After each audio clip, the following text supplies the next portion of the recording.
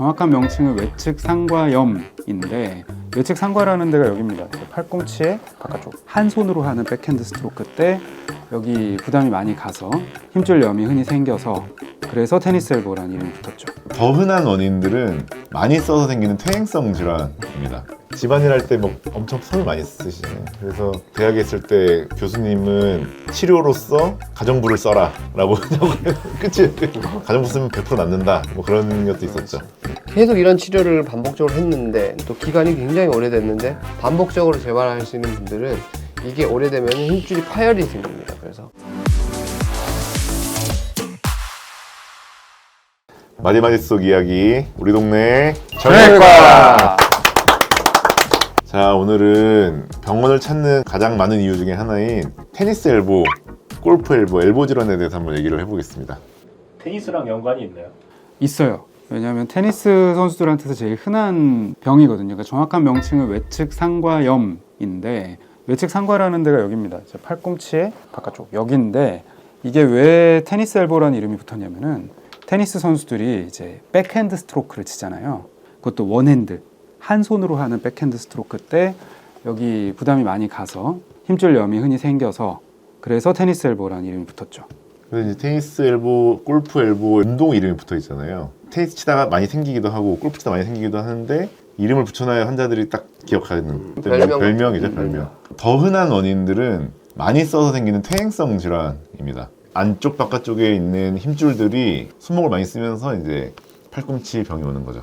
결국 이거 뭐 운동하고 연관된 거보다 그냥 생기는 경우가 많아요. 손을 이렇게 움직이면서 여기 팔꿈치에 손을 갖다 대보면 여기 근육이 움직이거든요. 주로는 이렇게 손목을 들어 올리는 이런 힘줄이 여기 붙어 있어요. 그래서 고기 자체가 막 움직여지면서 마찰이 되니까 염증이 생겨서 붓는 거죠. 그렇게 해서 시작하는 일단 병이 되겠습니다. 그래서 대부분은 이제 직업적으로 상과염이 외측이든 내측이든지 또 영향을 받아서 생기는 경우 흔한데 제 개인적으로 경험한 좀 재밌는 환자분 중에 한 분은 이 골프 엘보, 테니스 엘보 내외측이 다 온 분이었는데 이분은 오른손잡이였거든요. 근데 왼쪽에 생긴 거예요. 그래갖고 이상하네? 오른손잡이 아니세요? 그랬더니 바로 설명하시더라고요. 자기가 중국집 주방장이래요.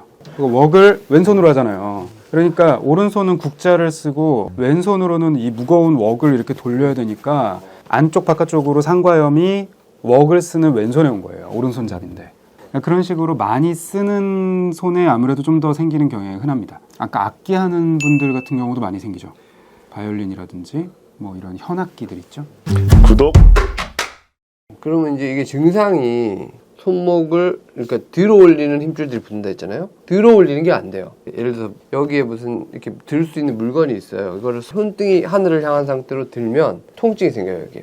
그게 이제 우리 외상과염이라고 하는 테니스 엘보의 증상이죠. 그러니까 손등 위로 해서 물건을 들려면 내가 손목을 위로 올리려는 이제 힘으로 버텨줘야 되거든요. 그걸 버틸 때 여기에 통증이 생기는 거예요. 이거는 반대죠. 굽히는 거니까. 실제로 이제 가장 많이 오시는 분이 뭐 직업이라고 하면은 주부님들이시거든요.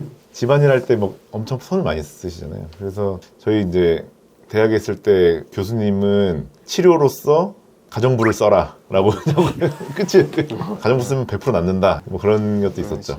1번의 치료는 안 쓰는, 쓰는 거죠. 거. 근데 이게 쓰지 마세요 하면은 사실은 네 하고 가는 사람 없잖아요. 어떻게 안 쓰냐 뭐 이렇게 이제 하시니까 일이 그건데? 그렇죠. 굶어요? 그렇지. 그래서 이게 참 어려워. 잘 안 낫고.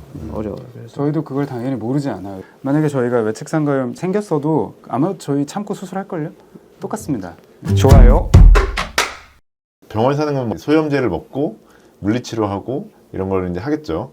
근데 이제 보통 그런 것들은 한계가 있잖아요. 그래서 좋은 교과서적 치료 중에 하나로 스트레칭, 뭐 뜨거운 찜질 이런 게 있습니다. 스트레칭은 테니스 엘보가 있을 때는 손을 펴는 근육들을 스트레칭을 해주는 거예요. 그래서 주먹을 쥐고 이제 앞으로 구부려서 시간을 좀 두고 이런 식으로 하거든요. 그렇게 해서 이제 스트레칭을 자주 하고 내상과염 안쪽이 아프신 분들은 손목을 제끼는 스트레칭을 하고 따뜻한 찜질을 하고 이런 것들을 이제 혼자서 하면서 그런 약물 치료나 뭐 여러 가지 치료, 물리 치료나 이런 것들을 이제 같이 하게 되고요. 그래도 안 나면 이제 뭐 주사 치료 같은 걸 하게 되겠죠. 염증을 가라앉는 주사 치료도 있고 우리 물리 치료 중에서는 이제 체외 충격파라 그래서 힘줄 염증에 도움이 되는 음파 자극으로 심부에 미세 손상을 자극을 줘서 혈류를 증가시켜서 좀 회복을 도모하는 그런 이제 체해 충격파 같은 것도 있겠죠. 계속 이런 치료를 반복적으로 했는데 또 기간이 굉장히 오래됐는데 반복적으로 재발하시는 분들은 이게 오래되면 힘줄이 파열이 생깁니다. 그래서 외상가염이라는 염증에서 시작해서 변성이 오면서 점점 힘줄이 녹아가서